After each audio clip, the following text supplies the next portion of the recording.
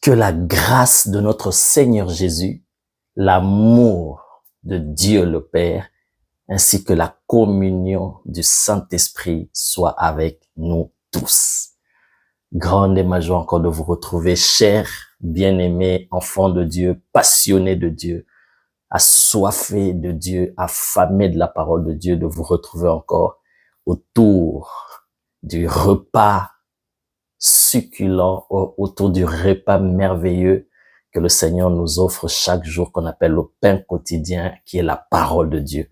Nous nous retrouvons encore en ce moment pour quelques minutes pour partager la précieuse parole de Dieu, qui est l'expression de la pensée de Dieu, l'expression de la volonté de Dieu pour nous, l'expression de son amour.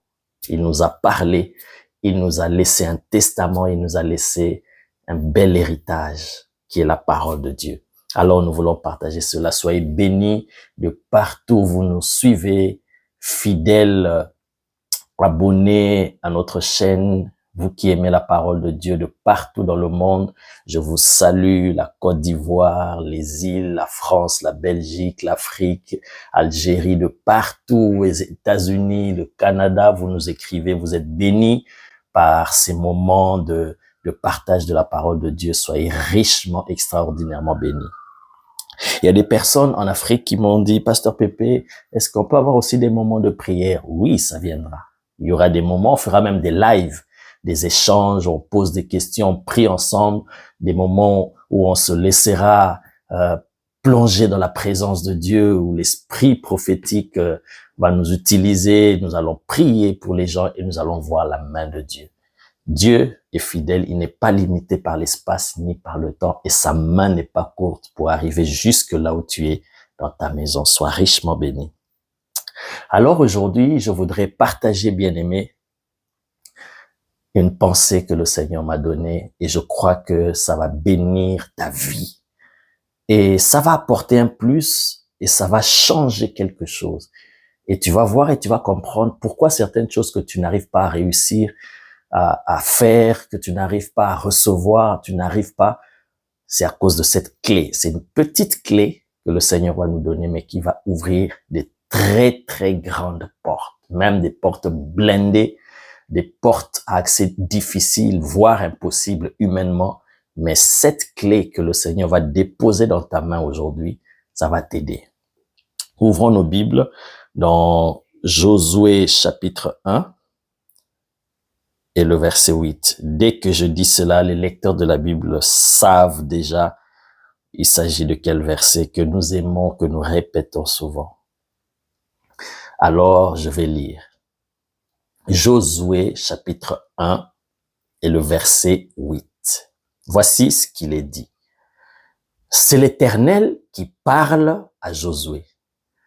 Dans la Bible, tout ce que nous lisons ne vient pas forcément de la bouche de Dieu.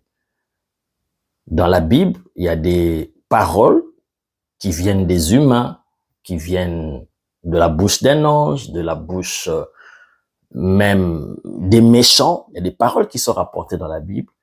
Mais lorsque tu es en face d'une parole qui sort de la bouche de l'Éternel lui-même, alors prends ça avec beaucoup de pincettes et avec beaucoup d'attention pour comprendre, parce que Dieu ne parle pas en vain. Et quand il parle, même si tu penses que tu as compris, tellement qu'il est profond, il est mystérieux, faut faire attention.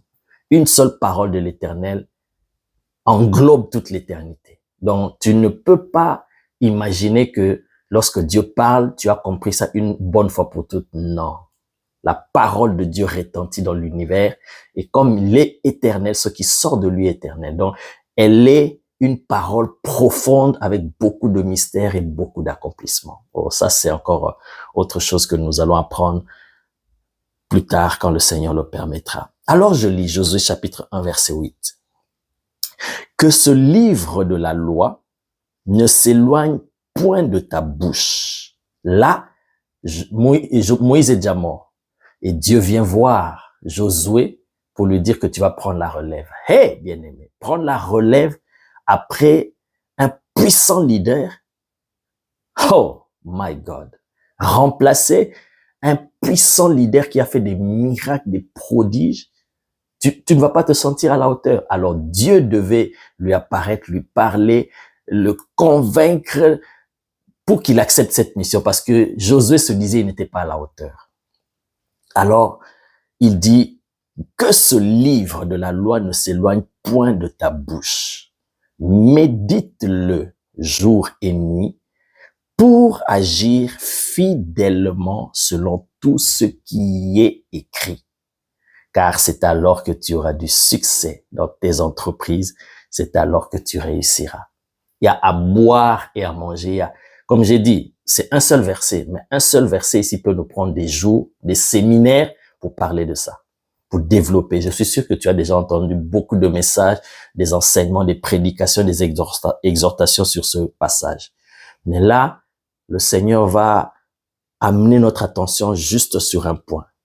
Parce qu'il y a beaucoup à dire. On peut parler sur l'importance de la méditation, c'est quoi méditer, et le succès, la réussite, les entreprises, tout ça. On peut parler et décortiquer beaucoup de sous-thèmes là. Mais voici là où le Seigneur veut que nous puissions comprendre. Le Seigneur est en train de lui donner la clé pour lui permettre d'être à la hauteur de la mission qu'il lui donne. Là où Moïse s'est arrêté, que lui fasse entrer le peuple dans la terre promise. Mais la mission étant tellement grande, Dieu lui révèle la clé pour la réussite de cette mission, de son ministère. Il lui dit le secret dans ce livre, dans ce qu'on appelle la parole de Dieu. Il dit mange-le, médite-le, dévore-le. Ne le lis pas seulement, mais dévore-le, mange-le, engloutis-le. Que ça entre en toi, que ça fusionne avec ton être, que ça devienne une seule entité. La parole devienne chair en toi, que ça prenne vie.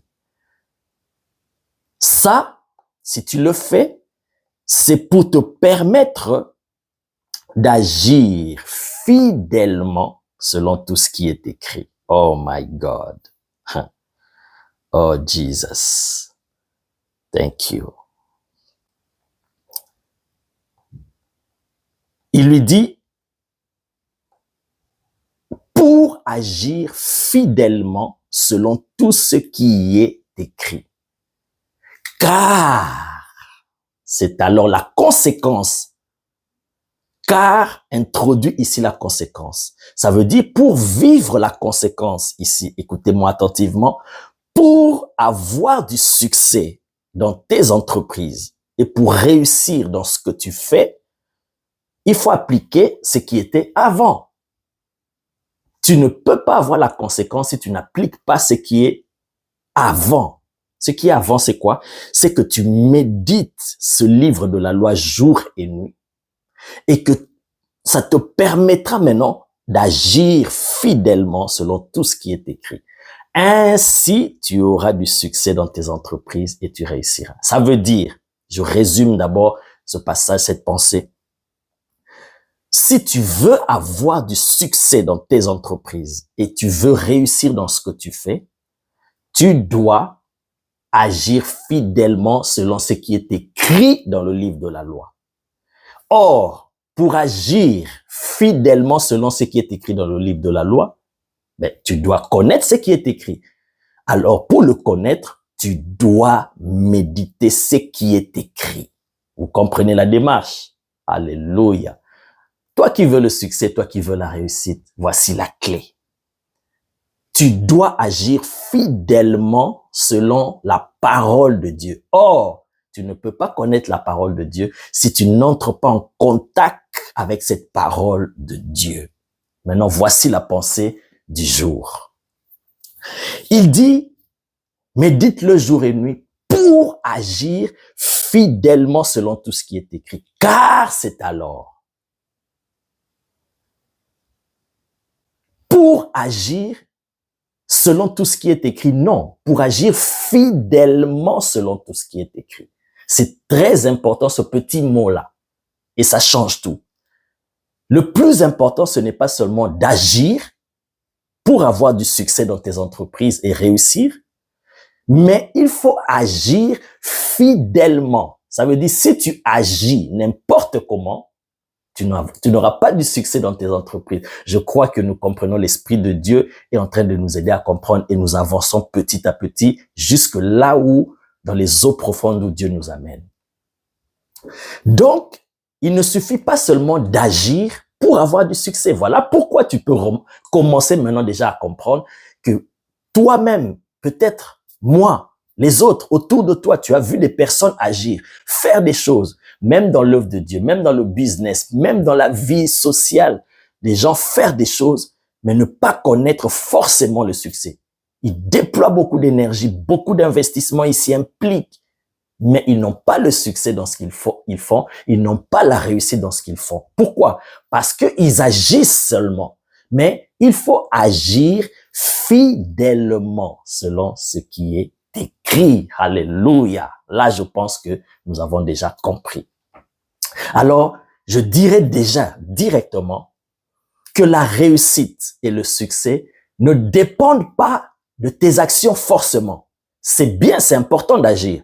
Il faut agir pour avoir des résultats. Mais il ne faut pas agir n'importe comment. Il faut agir d'une certaine manière. Ici, on parle d'agir fidèlement. Ça nous montre une manière. Ça nous montre qu'il y a une certaine manière d'agir qui te permettra de connaître le succès. Je prends un exemple banal, les sportifs, par exemple, les footballeurs, les basketteurs.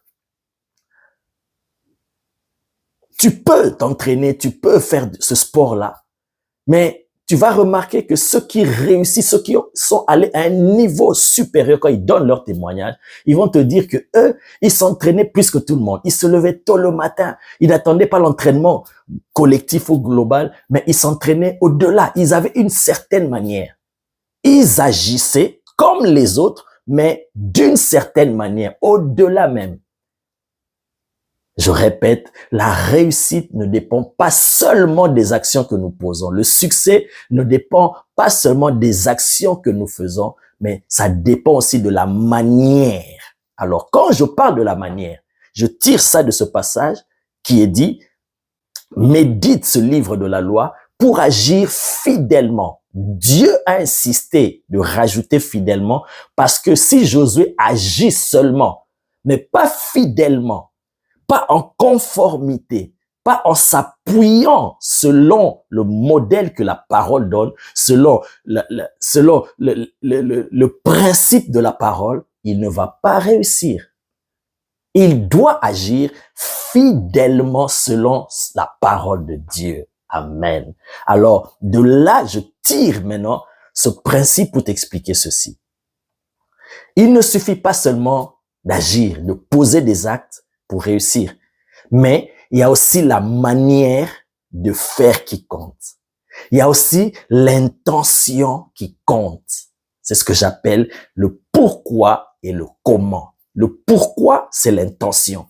Le comment, c'est la manière, l'attitude avec laquelle tu poses des actes. C'est très important. Pourquoi et comment tu fais quelque chose est plus important que l'action que tu poses. C'est plus important. C'est ce qui détermine si tu auras du succès ou et de la réussite. Alléluia. Donc l'attitude, la manière, l'intention qui accompagne tes actions, c'est ça qui va déterminer le succès que tu auras. Pourquoi fais-tu ce business? Pourquoi veux-tu entreprendre, commencer ce business? Oh non, parce que j'ai vu mes copines aussi qui font ce business. J'ai vu mon ami qui a essayé ça et ça a marché. Et il a du succès dans ce domaine. Moi aussi, je vais me lancer. Bien aimé. Ton intention et la manière dans laquelle tu entres pour poser ces actes-là, c'est ça qui va déterminer si tu auras du succès et de la réussite. Tu le fais pour imiter. Tu le fais parce que l'autre a fait. Tu le fais pour prouver. Tu le fais pour démontrer aux autres que je suis aussi capable. Bien aimé, le succès, la réussite ne t'accompagnera pas dans ce que tu fais. Tu vas poser des actes. Tu vas fournir des énergies. Tu vas vraiment t'impliquer à fond. Mais le succès et la réussite ne t'accompagneront pas. Parce que ton intention est mauvaise. Et la manière avec laquelle tu agis, c'est mauvais. Tu as agi par esprit de rivalité pour prouver aux autres, pour montrer que moi aussi je peux. Pourquoi veux-tu te marier maintenant? Parce que l'âge est avancé, parce que mes copines se marient déjà et moi à cet âge, non, non, non, je peux pas. Alors je dois prouver que je suis belle et non, je peux pas rester comme ça.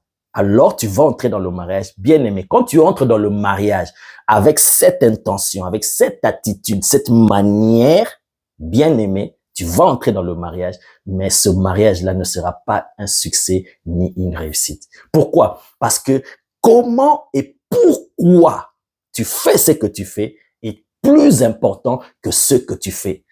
C'est ça même qui détermine si tu vas réussir, si tu auras du succès dans cela. Dans l'œuvre de Dieu, tu donnes les offrandes. Beaucoup de gens se plaignent aujourd'hui. Ah, j'ai donné ma dîme, j'ai payé les dîmes, les pasteurs, c'est des escrocs. J'ai donné l'argent, j'ai sémé les appels de fonds, j'ai fait des vœux, je ne vois rien. Oui, il y a plusieurs raisons, mais dans le contexte dans lequel nous sommes aujourd'hui, où l'Esprit de Dieu nous parle, tu vas comprendre. Oui, tu as donné. Oui, tu as semé. Mais pourquoi tu avais sémé? Et comment tu avais sémé? C'est ça qui est plus important que l'acte de s'aimer. Alléluia. Pourquoi tu avais s'aimé? Ah, pour prouver aux gens dans la salle que moi aussi j'ai l'argent. Ah non, mais si je me lève pas, tout le monde s'est levé. On va se dire, mais lui, il se lève pas, il n'a pas donné. Alors pour prouver, je vais me lever, je prends l'enveloppe, je fais un vœu, mais tu ne réalises pas le vœu. Bien aimé, tu as posé un acte. Mais l'intention, c'était quoi? Le pourquoi de cet acte-là? Tu n'auras rien, tu n'auras pas le succès, tu n'auras pas la réussite dans ce que tu as fait. Comment tu l'as fait? Dans quelle manière? Tu as donné, mais en murmurant. Tu as donné, mais en critiquant l'œuvre de Dieu, en critiquant les hommes de Dieu. Tu n'auras rien. Parce que la Bible dit quoi? Que celui qui donne, donne sans contrainte ni tristesse, mais qu'il donne avec joie parce que Dieu aime celui qui donne avec joie. Vous voyez?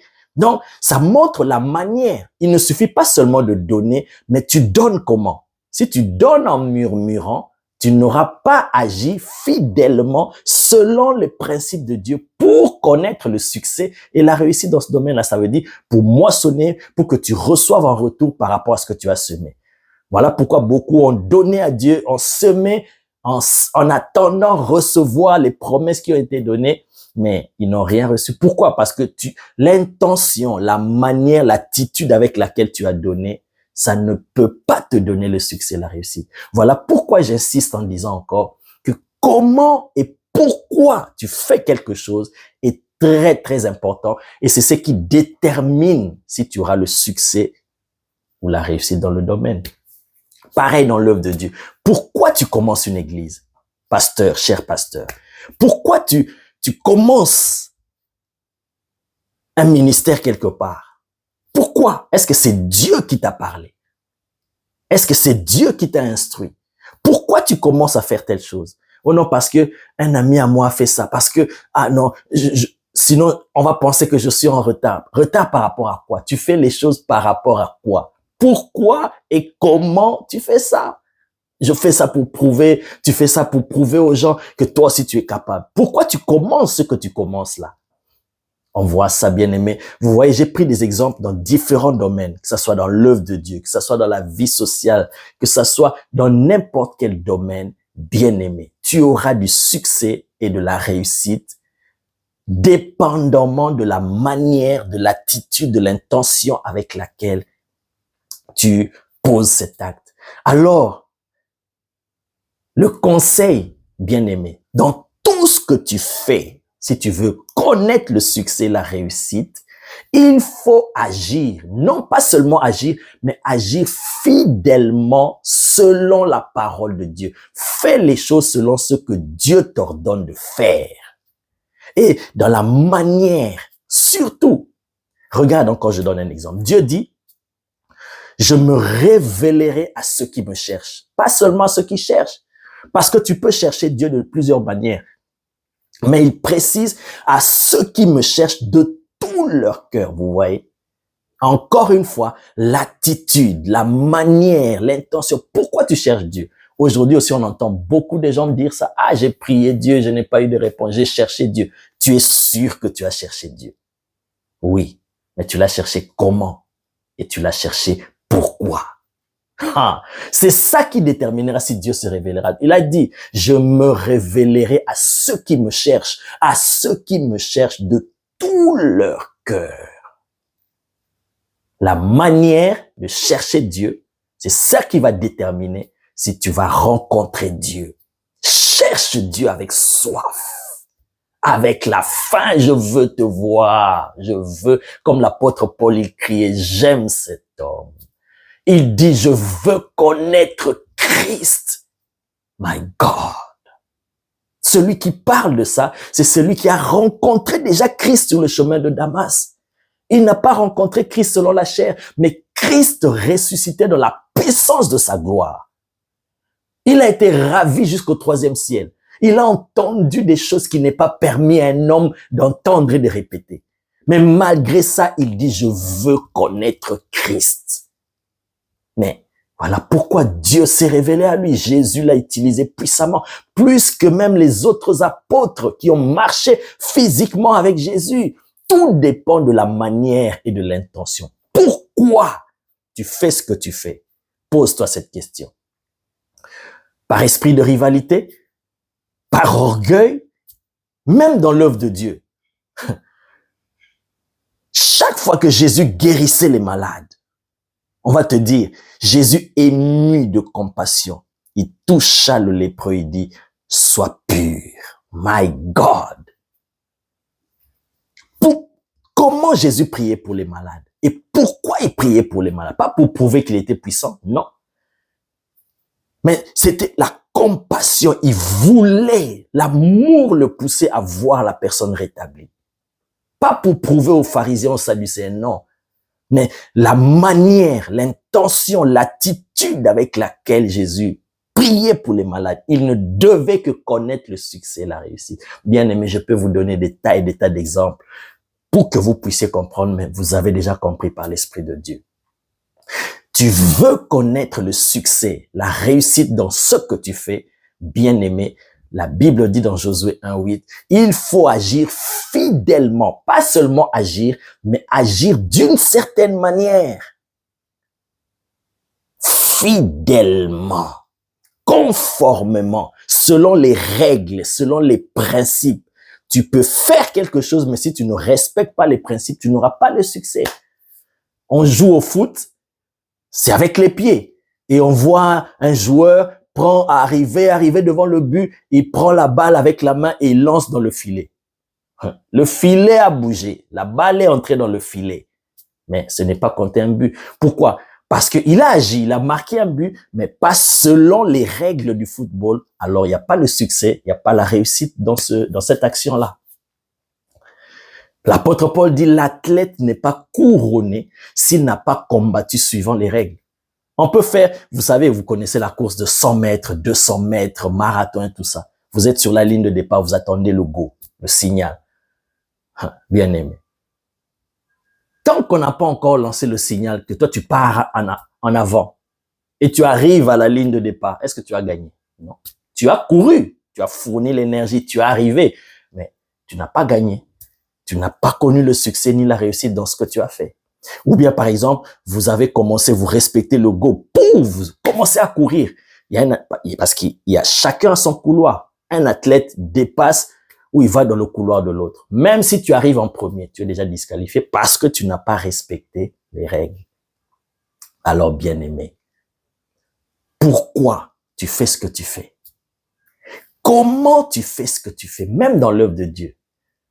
Les gens qui vont loin dans l'œuvre de Dieu, les hommes que Dieu utilise ceux qui s'impliquent de leur cœur, qui font l'œuvre de Dieu, pas avec négligence, qui s'impliquent pour faire la volonté de Dieu, pas pour faire plaisir à un pasteur, à un leader.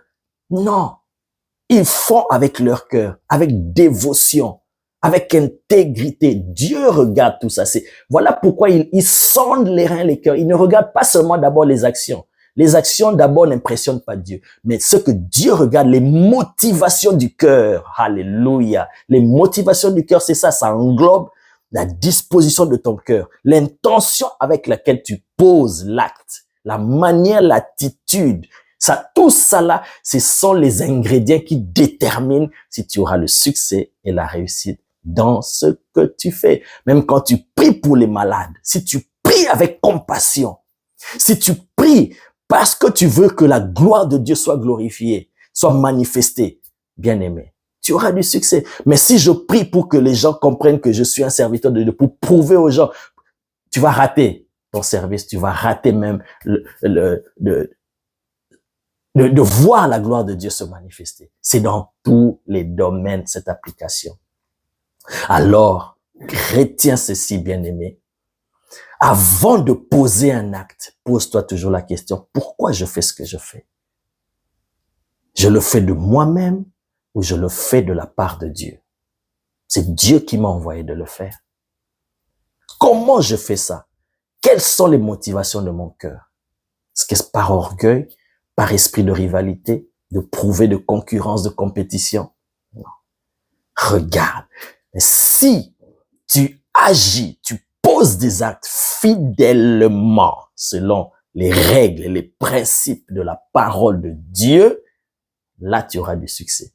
Mais si tu ne respectes pas, tu n'agis pas fidèlement selon la parole de Dieu, bien-aimé, quels que soient les actes que tu poses, tu vas multiplier des actes et tu vas te fatiguer, tu seras frustré, tu ne verras rien. Pourquoi et comment tu fais quelque chose est plus important que ce que tu es en train de faire. Alors c'est ça qui va déterminer le succès et la réussite. Veille sur ton cœur. C'est à partir de là, voilà pourquoi la Bible dit garde ton cœur plus que toute autre chose, car c'est de lui que viennent les sources de la vie. C'est ça exactement. Parce que tout vient de là. Les motivations, c'est dans le cœur. Les intentions, c'est dans le cœur. L'attitude, la manière, tout ça provient du cœur. Alors, veille sur ton cœur, que ton cœur soit pur. Et tout ça là, c'est l'œuvre de la parole de Dieu. C'est ça qui te permettra maintenant d'agir fidèlement selon ce que Dieu dit. Et tu auras du succès et la réussite dans ce que tu fais. Sois richement béni. Que les œuvres de tes mains soient bénies, que les actions que tu poseras désormais maintenant en ayant compris cette pensée que le Seigneur nous a donnée, que ça soit de la réussite. Voilà pourquoi tu dois retourner. Quand Dieu a parlé à Josué, il lui a dit le livre de la loi. Aujourd'hui, nous comprenons que le livre de la loi, ce n'est pas seulement la parole écrite de Dieu, mais c'est aussi la parole révélée, le rhéma. Donc, agis selon ce que Dieu te dit. Ne fais pas les choses par rapport aux autres, en imitant les autres, en copiant les autres, en voulant surpasser les autres, en voulant montrer que moi je suis ceci. Non. Fais les choses selon Dieu, selon la parole de Dieu, selon le rhéma de Dieu, selon la parole que Dieu te donne, selon les principes que Dieu te donne. Et si tu t'impliques à fond, tu réussiras. Dieu est fidèle et il ne ment jamais. Sois béni, que la paix de Jésus demeure en toi et que le Seigneur t'accorde les désirs de ton cœur. Au nom de Jésus, que le Saint-Esprit se saisisse de toi, marche avec toi et te conduise dans le chemin de l'expérience de la réussite et du succès. Au nom de Jésus, Amen.